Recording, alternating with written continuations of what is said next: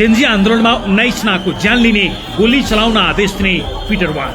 बल प्रयोग गर्ने पहिलो आदेश पिटर वान कल साइनका उच्चतम अधिकारीबाट आएको थियो। कर्फ्यू लागिसकेको छ, आदेश माग गरिराख्नु पर्दैन, आवश्यक बल प्रयोग गर्ने। 6 महिनापछि बीबीसीको खुलासा, आइजिपी चन्द्र कुबेर खापुङले आदेश दिए, प्रहरीले जेन्जीमाथि गोली बसायो।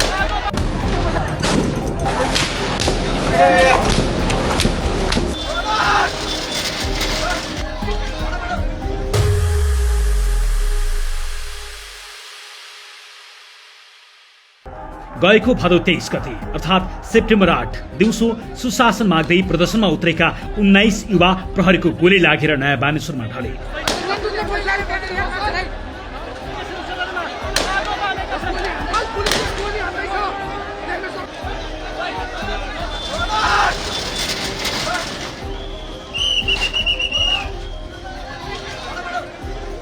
गोली कसले चलायो? प्रहरीले स्पष्टै छ, तर गोली हान्ने आदेश कसले दियो? यसको जवाब छैन।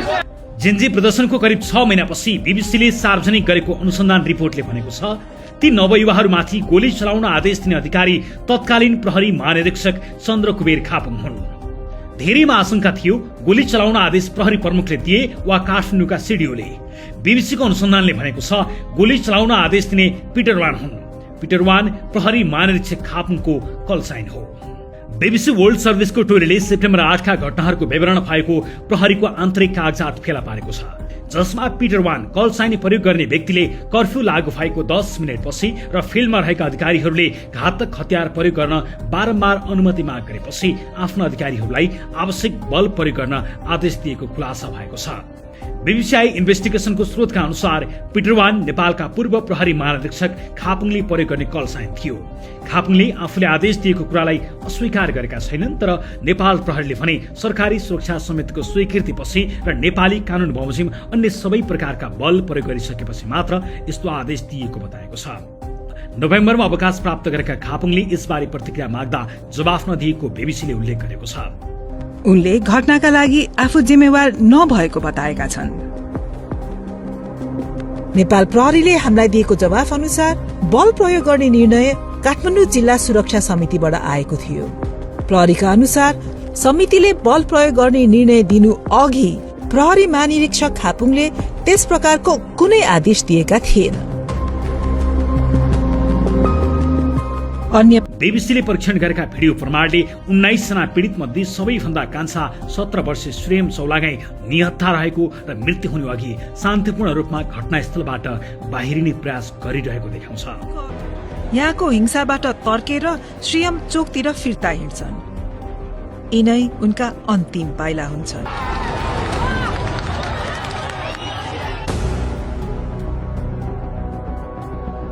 भदौ 23 र 24 गतेका घटनाको छानबिन गर्न सरकारले पूर्व न्यायाधीश गौरी बहादुर कार्कीको संयोजकत्वमा जाँचबुझ आयोग बनाएको छ र कार्की आयोग प्रतिवेदन लेखनको अन्तिम तयारीमा छ।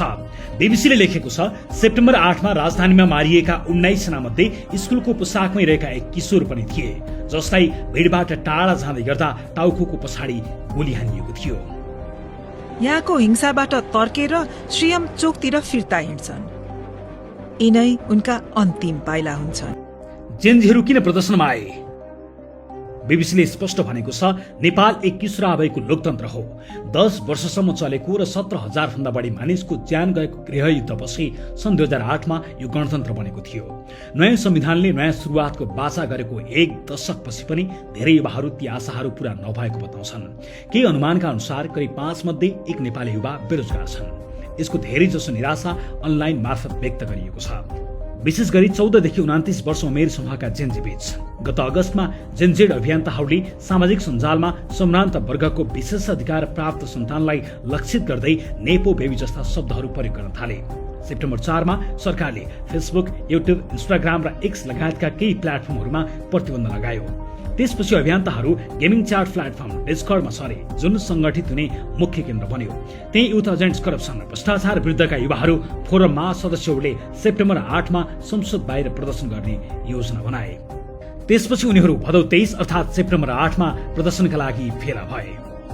घटनाले थप आन्दोलन निम्ति आयो, जसका कारण नेपालका प्रधानमन्त्रीले राजीनामा दिनु पर्यो र त्यसको भोलिपल्टै सरकार ढल्यो। बीबीसीले थुप्रै तथ्य र प्रमाण सार्वजनिक गरेको छ। ती कसरी प्राप्त भए त्यो पनि खुलाएको छ। रिपोर्टमा भनिएको छ बीबीसी वर्ल्ड सर्भिसको टोलीले भदौ 23 का घटनाहरूको विवरण संकलन गरिएको एक आन्तरिक प्रहरी दस्तावेज फेला पारेको छ। उक्त दस्तावेज अनुसार कर्फ्यू लागू भएको 10 मिनेटपछि र फिल्डमा रहेका अधिकारीहरूले घातक बल प्रयोग गर्न बारम्बार अनुरोध गरेपछि पिटर वान कल साइन प्रयोग गर्ने व्यक्तिले आफ्ना अधिकारीहरूलाई आवश्यक बल तैनात गर्न निर्देशन दिएका थिए। पिटर वान पुलिस आइजिपी को कल साइन हो र त्यतिबेला आइजिपी चन्द्र कुबेर खापुङ थिए। बीबीसीले जाँच गरेका भिडियो प्रमाणले देखाउँछ कि 19 जना पीडित मध्ये सबैभन्दा कान्छा 17 वर्षीय श्रीम झोलागाई निशस्त्र थिए र मृत्युको समयमा घटनास्थलबाट बाहिर निस्कन खोजिरहेका थिए। जिन्जी आन्दोलनकै उपलब्धिका रूपमा फागुन 21 मा चुनाव हुँदैछ। भोट हाल्न अब केही दिन मात्रै बाँकी छ। चुनावको मुखमै बीबीसीले प्राप्त गरेको प्रहरी लग र कार्यरत अधिकारीहरूको भित्री विवरणका आधारमा गोलीबारीसम्म पुर्याउने घटनाक्रमको श्रृङ्खला स्थापना गरेको छ। बीबीसीले आफ्नो अनुसन्धानलाई बलियो देखाउन 4000 भन्दा बढी भिडियो र तस्बिरहरूको विश्लेषण गरेको छ। सडकमा रहेका मानिसहरू र कमान्ड सेन्टरका अधिकारीहरूबाट प्राप्त विवरणको पनि विश्लेषण गरेको छ। 10 वर्ष माओवादीले सशस्त्र युद्ध गर्यो, दोस्रो जनआन्दोलनले राजतन्त्र फाल्यो, नयाँ संविधान बन्यो, तर युवाहरूको असन्तुष्टि मेटिएन। बीबीसीले भनेको छ 5 मध्ये 1 युवा नेपाली बेरोजगार छन्। धेरै जसो युवाहरूमा असन्तुष्टि छ, विशेष गरी 14 देखि 29 वर्षका जेन्जी भनिने पुस्तामा देखिएको छ। तिनै युवाहरूले साउनदेखि नेपाली कुलीन वर्गका सुविधाभोगी सन्तानहरूलाई बुझाउन नेपो बेबी जस्ता शब्दहरू सामाजिक सञ्जालमा प्रयोग गर्न थालेका थिए। भदौ 19 सेप्टेम्बर 4 मा सरकारले फेसबुक, युट्युब, इन्स्टाग्राम र एक्स जस्ता केही प्लेटफर्महरूमा प्रतिबन्ध लगायो। त्यसपछि युवाहरू डिस्कर्डमा सरे, जुन संगठनको केन्द्र बन्यो। भ्रष्टाचार विरुद्ध युवा युथ एजेन्ट्स करप्सन नामक एक फोरम नै बन्यो र भदौ 23 गते संसद बाहिर विरोध प्रदर्शन गर्ने योजना बन्यो। कलेजको पोसाकमै भ्रष्टाचार विरुद्धको प्रदर्शनमा सहभागी श्रीएमले आफ्नी आमासँग भनेका थिए, जिन्जी युवाहरू हुनेछन्, म मेरो पोसाकमा हुनेछु, यो शान्तिपूर्ण हुनेछ। सुशासन माग्दै नयाँ बानेश्वर पुगेका उनी श्रीएमले आफ्नी आमासँग प्रदर्शन सफल भएको खुसी साट्न पाएनन्। भदौ 23 को दिन नयाँ बानेश्वरमा कसरी त्यस्तो भयो? बीबीसीले टाइमलाइन दिएको छ। भदौ 23 को बिहान 9 बजेदेखि काठमाडौँको माइतीघर मण्डलामा युवाहरू जम्मा हुन थाले।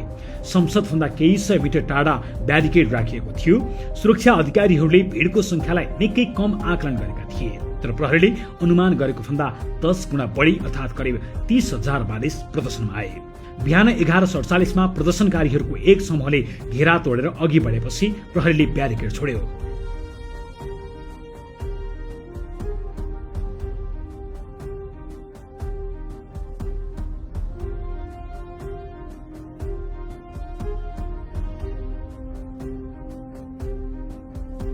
बाह्र बजेर 15 मिनट जाँदा प्रदर्शनकारीहरूको एउटा समूहले संसद परिसरको पर्खाल नाग्यो। प्रहरीले असुर ग्यास र लाठी प्रहार गर्यो, तर डिस्कर्डमा आयोजकहरूले पछि हट्न आग्रह गर्दा पनि भिड पछि हटेन। सरकारी कमान्ड सेन्टरमा नेपाल प्रहरी, सेना, सशस्त्र प्रहरी र गुप्तचरका अधिकारीहरूको उपस्थित थिए, जसको अध्यक्षता प्रमुख जिल्ला अधिकारी छविलाल रिजालले गरेका थिए। कमान्ड सेन्टरमा सीसीटीभी फिडहरू हेर्ने प्रयास गरिए पनि इन्टरनेट जडान स्थिर थिएन। दिउँसो 12:30 मा कर्फ्यू लगाइयो र प्रदर्शनलाई अवैध घोषणा गरियो। केही प्रदर्शनकारीहरूले प्रहरी युनिटलाई घेरेर इट्टा र ढुङ्गा प्रहार गरे र संसदको गेट हाउसमा आगो लगाए। प्रहरी स्रोत र लगका अनुसार आत्तिएका अधिकारीहरूले कमान्ड सेन्टरसँग सहयोग मागेका थिए। लाठी, पानीको फोरा र रबरको गोलीले भिडलाई तितर बितर पार्न नसकेपछि उनीहरूले बारम्बार गोली चलाउन अनुमति मागे। दिउँसो 12:40 मा पिटर 1 बाट आदेश आयो, कर्फ्यू लागू भइसक्यो, थप अनुमति लिनु पर्दैन, आवश्यक बल तैनात गर्नुहोस्। दिउँसो 1:15 मा प्रहरीको प्रत्यक्ष गोली प्रहारबाट पहिलो मृत्यु भयो। 34 वर्षीय विनोद महर्जनलाई टाउकोमा चोट लागेको अवस्थामा बोकेर लगिएको भिडियो देखिन्छ। पछि अस्पतालमा उनको मृत्यु भयो। पहिलो गोली प्रहार संसद परिषदको कुनामा हुन्छ। पीडित 34 वर्षीय विनोद महर्जन हुन्। त्यस गोली प्रहारका कुनै भिडियो हामीले देखेनौं, तर 1:15 बजे टाउकोमा गम्भीर चोट लागेका विनोदलाई बोकेर लैजाँदै गरेको देख्छौं। पछि अस्पतालमा उनी ज्यान गुमाउँछन्। दिउँसो 2:09 मा सीएम शान्तिपूर्ण रूपमा आन्दोलनको फ्रन्ट लाइनबाट पछि फर्किरहेको देखिन्छन्। आफ्नो स्कुलको झोला बोकेर शान्त रूपमा ताली बजाइरहेका उनको टाउकोको पछाडि गोली लाग्छ र उनी भुइँमा ढल्छन्। दिउँसो 2:21 मा प्रहरीले संसद परिसरभित्रबाट प्रदर्शनकारीमाथि 7 राउन्ड गोली चलाएको भिडियो प्रमाणले देखाउँछ। 14 वर्षीय योगेन्द्र नेउपानेलाई गोली लाग्छ र उनको मृत्यु हुन्छ।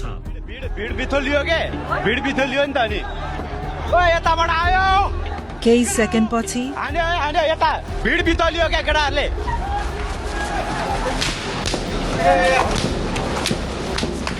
7 पटक बन्दुक पड्केको आवाज सुन्छ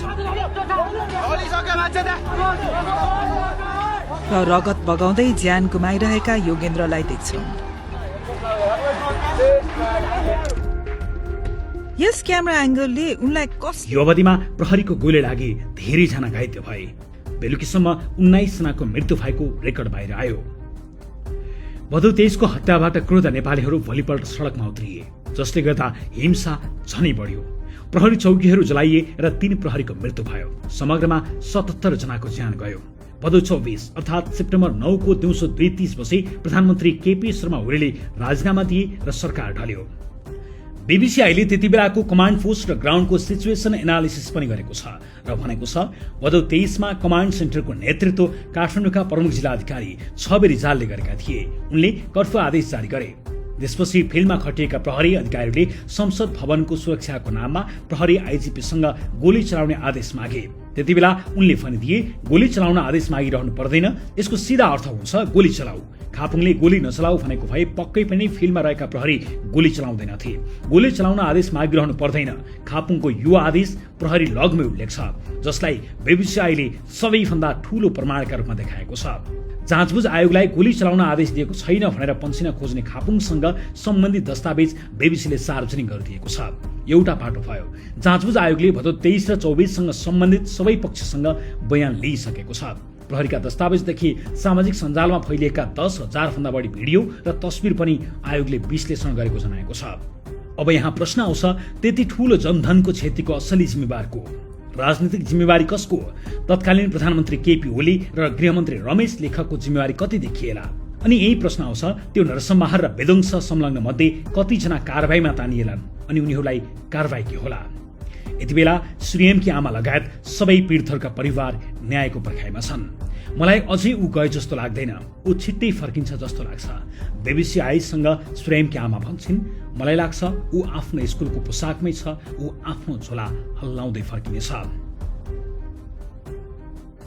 नै आउँदैन क्या, मलाई गफै राख्न लाग्छ क्या, यही छ भन्छु अनि म उसँग गफै राख्छु।